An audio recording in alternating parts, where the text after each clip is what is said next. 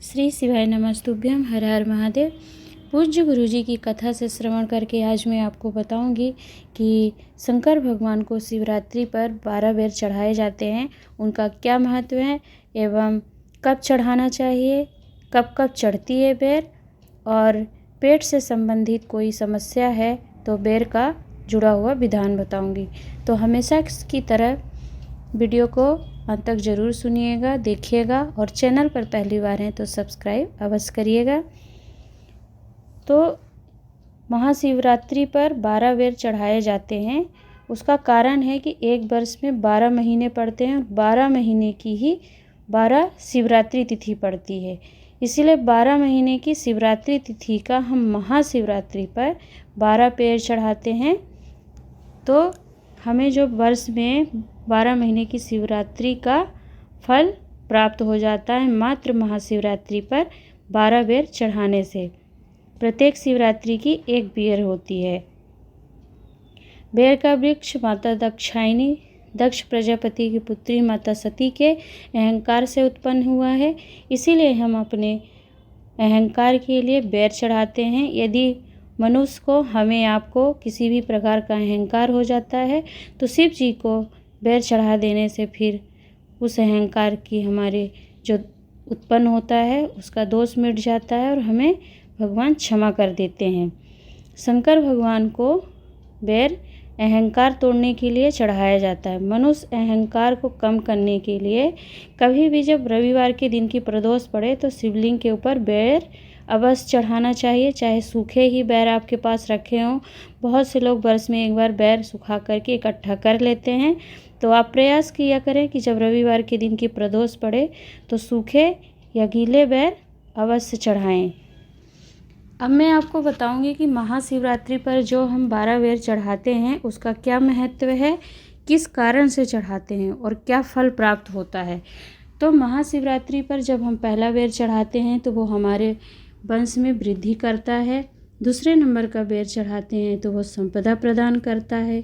तीसरे नंबर का बेर चढ़ाते हैं तो बच्चों को वह बुद्धि प्रदान करता है, हमारे बच्चे, घर के बच्चे बुद्धिमान बनते हैं। चौथे नंबर का बेर चढ़ाते हैं तो वो घर से रोग बीमारी को दूर करता है, हटाता है। पाँचवें नंबर की बेर हमारे घर से रोगों को दूर करती है। छठवें नंबर की बेर अटके हुए काम को बनाता है, हमारे जो काम रुक जाते हैं, अटक जाते हैं, वो बनने लगते हैं। सातवें नंबर का बेर चढ़ाते हैं तो वो, अगर हमारे कोई कार्य नहीं हो रहे हैं, रुके हुए हैं बहुत समय से, तो उसे वह बेर सफलता की ओर ले जाता है। आठवें नंबर का बेर हमारे घर में कुछ खुशियाँ लेकर आता है। 9वें नंबर का बेर हमारे घर में वैभव को बढ़ाता है। 10वें नंबर का बेर हमारे घर में संपदा को प्रदान करता है, संपदा देता है। 11वें नंबर का बेर जब हम चढ़ाते हैं शिवलिंग पर शंकर भगवान को तो व्यक्ति को एकादशी का फल प्रदान करता है। यदि आपने एकादशी का व्रत नहीं किया है, कोई अनुष्ठान नहीं किया है, तो मात्र महाशिवरात्रि पर एक बेर चढ़ाने से भी एकादशी का फल आपको प्राप्त हो जाता है। 12वें नंबर का बेर व्यक्ति को सौभाग्य बनाता है, नारी को अखंड सौभाग्य देता है। तो इस प्रकार पूज्य गुरु जी की कथा से श्रवण करके आपको मैंने महाशिवरात्रि पर 12 बेर चढ़ाने का जो क्रम है उसके बारे में बताया है। महाशिवरात्रि पर 12 बेर चढ़ाने का क्रम आप श्री शिव महापुराण कथा गीता वाटिका गोरखपुर से 2016 में श्रवण करवाई गई थी, उसमें आप इस चीज़ का स्मरण कर लीजिए, गुरु जी ने बताया था। अब मैं आपको बेर से संबंधित एक विधान बताऊंगी। तो मान लीजिए कि यदि किसी को पेट या उधर से किसी भी प्रकार की समस्या रहती है, एसिडिटी रहती है, गैस या कोई दर्द रहता है, तो आप जब महाशिवरात्रि पर बेर चढ़ाएं तो कुछ बेर को इकट्ठा कर लें और उसे अपने पास साल भर रखें। भले ही वह सूख जाएं परंतु अपने पास रखें। और जब कभी भी आपके परिवार में, घर में किसी को उधर से पेट से संबंधित कोई समस्या हो तो यह महाशिवरात्रि पर चढ़ा हुआ बेर उसे खिला दीजिए। तो पेट से संबंधित समस्या में उसको आराम मिल जाता है, व्यक्ति का पेट उधर ठीक होने लगता है। तो पूज्य गुरु जी ने अपनी कथा में इस चीज़ का स्मरण कराया था।